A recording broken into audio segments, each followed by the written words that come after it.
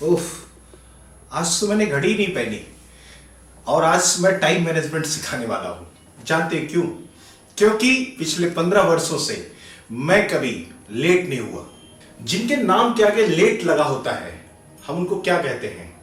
क्योंकि वो मर चुके होते हैं तभी उनके नाम के आगे लेट होता है। लेकिन वो इंग्लिश का लेट है। हिंदी में लेट किसको कहते हैं? जो वक्त पे ना हो, जो अपने समय पे ना पहुंचे, लोग उसको कहते हैं लेट। ये लेट आए हैं, ये लेट राम हैं, ये हमेशा लेट ही रहते हैं, इनकी ट्रेन हमेशा लेट ही रहती है। दोस्तों, मैं यशवी गुप्ता आजाद, नजरिया पुरुष, पिछले 15 वर्षों से आज तक मैंने जिसको भी टाइम दिया है कभी लेट नहीं हुआ हूं। और आज मैं आपको सिखाऊंगा टाइम मैनेजमेंट। मैं कोशिश करूंगा मैं वो सारी बात आपको बताऊं, अपने अनुभव 15 सालों के बताऊं कि कैसे मैंने अपने टाइम मैनेजमेंट को किया कि आज 15 सालों में मैं कभी लेट नहीं हुआ। दोस्तों, इस पूरी फिलॉसफी को जानने और समझने के लिए मैं चाहूंगा कि पहले मैं एक कविता आपको सुनाऊं। जी हाँ, भारत का मैं अवार्डेड भी हूं, मैं एक लेखक भी हूं, आजाद मेरा तखल्लुश है। दोस्तों, तो कुछ बातें मैं कविता के माध्यम से भी कहना चाहूंगा। इस कविता के बाद मैं आपको बताऊंगा कि टाइम मैनेजमेंट क्यों जरूरी है, कैसे करें और क्या क्या फायदे होने वाले हैं, क्या क्या नुकसान होते हैं। तो चलिए एक कविता मैं आपको सुनाता हूं। जी, तो इस कविता का शीर्षक है कि वक्त को बर्बाद ना करें। कहते हैं कि साखें ठीक हों तो पत्ते आ ही जाते हैं, साखें ठीक हो तो पत्ते आ ही जाते हैं। अगर आप कुछ पाना चाहें तो आप पा ही जाते हैं। मंजिल और आपके बीच ये बहानों का पुल, मंजिल और आपके बीच ये बहानों का पुल, आप पाने के लायक होके भी गंवाए जाते हैं। दोस्तों, हमारे पास वक्त है, बट लेकिन अगर हम वक्त का इस्तेमाल नहीं करते हैं तो इसका मतलब सिर्फ एक है, हम बहाने बना रहे हैं।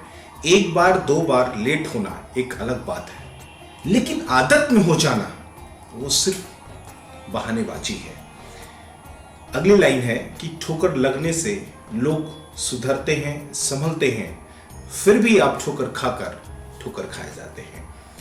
कई बार आप लेट होते हैं, इसके बाद भी वो आपकी आदत नहीं जाती है, और ये करते करते कभी आप थोड़ा सा लेट होते हैं, फिर आप जिसके सामने जाते हैं वो थोड़ा सा लेट होता है, और धीरे धीरे पूरे हिंदुस्तान की ये आदत हो चुकी है कि टाइम से पहुंचना ही लोग नहीं चाहते। क्योंकि कोई टाइम देता तो भरोसा ही नहीं है किसी को कि हम कैसे टाइम पे पहुंचे। कोई जो टाइम पे कहता वो आता ही नहीं है, उसके ब्रेन में ये बात बैठ चुकी है। आखिर कब तक, कहां तक, क्यों नहीं होश में आओगे? आखिर कब तक, कहां तक, क्यों नहीं होश में आओगे? लज्जा का पापड़ खाकर सर कहां उठाए जाते हैं। आप लज्जित होके आप देखें तो क्या कुछ कर सकते हैं, क्योंकि आप लेट होते तो बहुत सारी चीज़ें आपकी पीछे छूट जाती हैं, वक्त पीछे चला जाता है। मत दुनिया के लिए करो, खुद के बारे में सोचो। मत दुनिया के लिए करो, खुद के बारे में सोचो। अपने बीवी बच्चों, खुद की इज्जत के बारे में सोचो। इतने बड़े खानदान में पैदा भी नहीं हो गए हो तुम, इतने भी बड़े खानदान में पैदा भी नहीं हो गए हो तुम, कम से कम अपना खानदान बड़ा करने की सोचो। ये वक्त ही दोस्तों जिसमें हम 24 घंटे हैं, सभी के पास, जो बहुत फेमस है वो भी, जो बहुत बड़ा कुछ कर रहा है वो भी, आप भी कुछ बहुत बड़ा करेंगे, वक्त इतना ही है। तो हमें इसको कहीं ना कहीं बहुत ही सिस्टमेटिक ढंग से इस्तेमाल करने की ज़रूरत है, अपनी आदत बनाने की ज़रूरत है। क्योंकि ये वक्त को गवाकर आखिर तुम क्या पाओगे? ये वक्त को गवाकर आखिर तुम क्या पाओगे? हारा हुआ मन लेकर कब, कहां और कैसे जाओगे? वक्त हर चीज से ज्यादा कीमती और तय है, वक्त हर चीज से ज्यादा कीमती और तय है। दिया 100 करोड़, क्या मेरा 1 मिनट भी लौटाओगे? क्या आपके पास ये पावर है? आपके पास सब कुछ है, लेकिन क्या वक्त को फिर से हासिल करने की पावर है? नहीं दोस्तों, हमें वक्त के साथ कभी भी खिलवाड़ नहीं करना चाहिए, और बिना हम सफर बने वक्त का समय काटते रह जाओगे।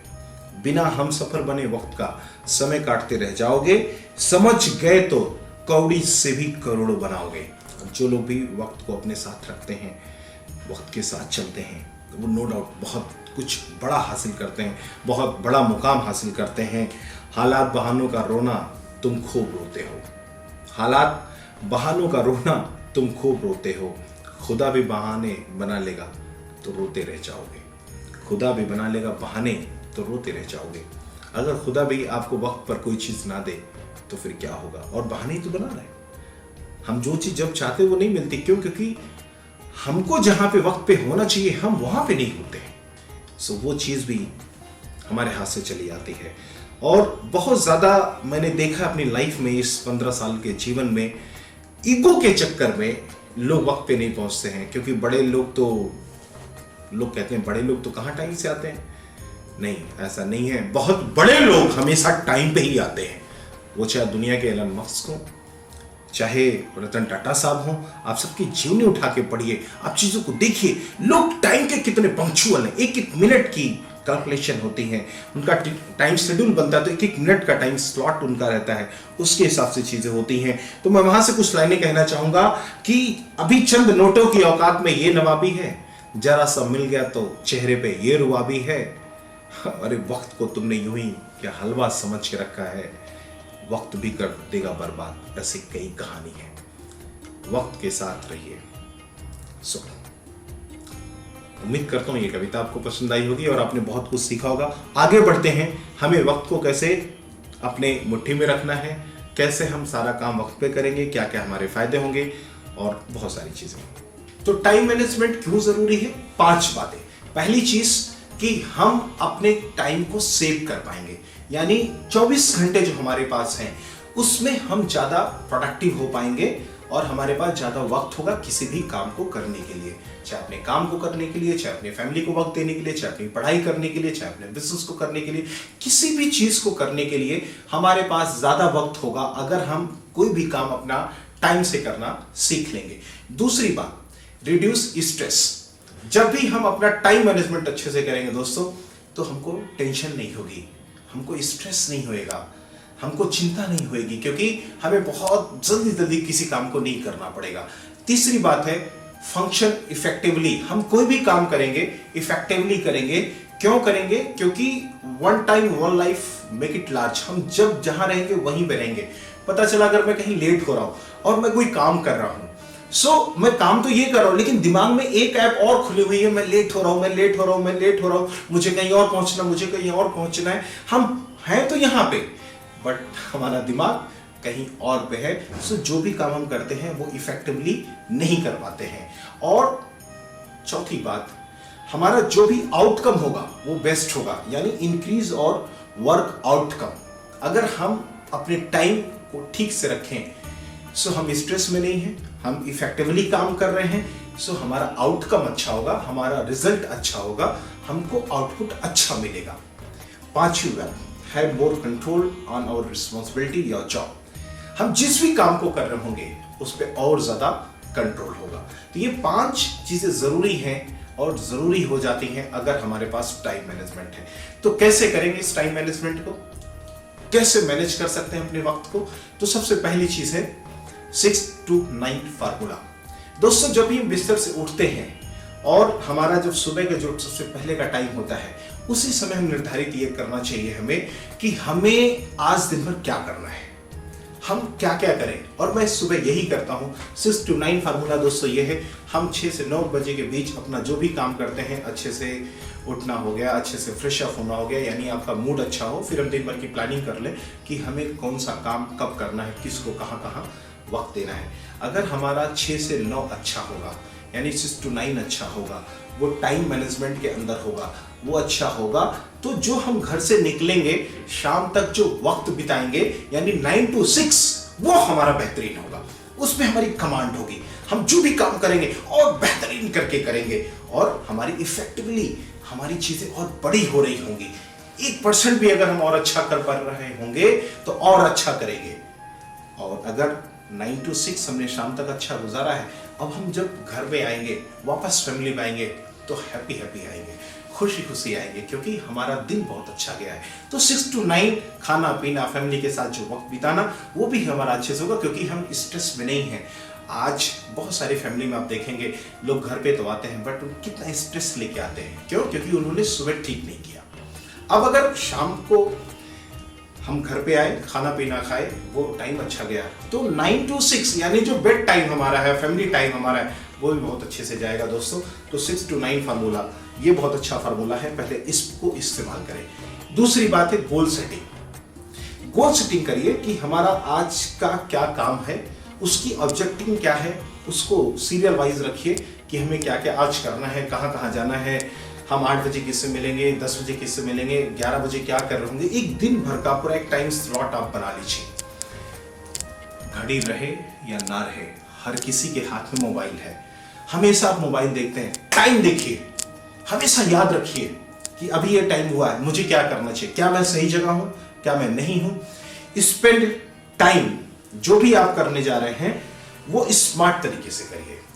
तीसरी बात, जो भी आप टाइम स्पेंड करते हैं आप स्मार्ट तरीके से देखें, क्या सच में ये वक्त जो मैं बिता रहा हूँ मुझे अपने सपनों के प्रति, मुझे अपने लक्ष्य के नज़दीक क्या लेके जा रहा है, क्या मैं अच्छा कर पा रहा हूँ कि नहीं कर पा रहा हूँ। या तो ऐसा नहीं कि मेरा टाइम यहाँ पे लॉस हो रहा है।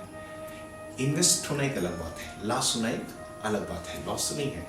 And cost your time. चौथी बात, आप देखें कि जो आप वक्त दे रहे हैं क्या उसका सच में आपको रिजल्ट मिलने वाला है, क्या रिटर्न आने वाला है, आप पर आवर क्या अर्निंग कर रहे हैं। अपने घंटे की कीमत निकालिए, अपने घंटे की कीमत निकालिए। छठी बात कि मुझे 1 घंटे में मैं क्या कमाता हूं, अगर वो आप निकालेंगे तो आपको लगेगा कि हम इसको और बढ़ाएं कैसे।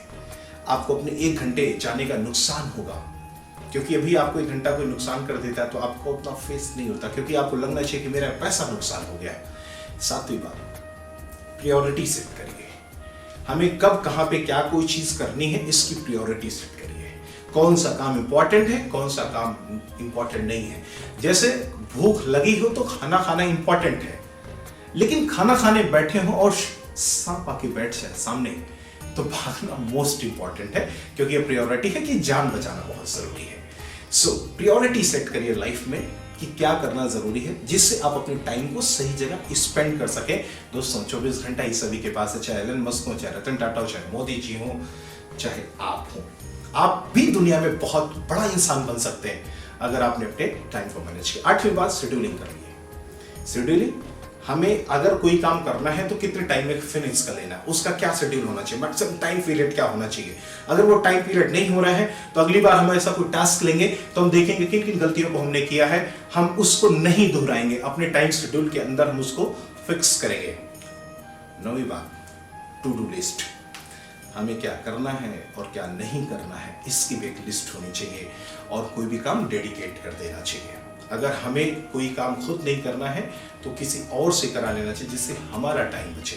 अगर मैं 50,000 रुपए के आइडिया पे काम कर रहा हूं तो वो काम बिल्कुल ना करूं जो 5,000 में किसी और से कराया जा सकता है। बेटर है कि मैं 5,000 दूसरे को दूं और वो काम करा लूं और मैं 50,000 रुपए के आइडिया पे काम करूं।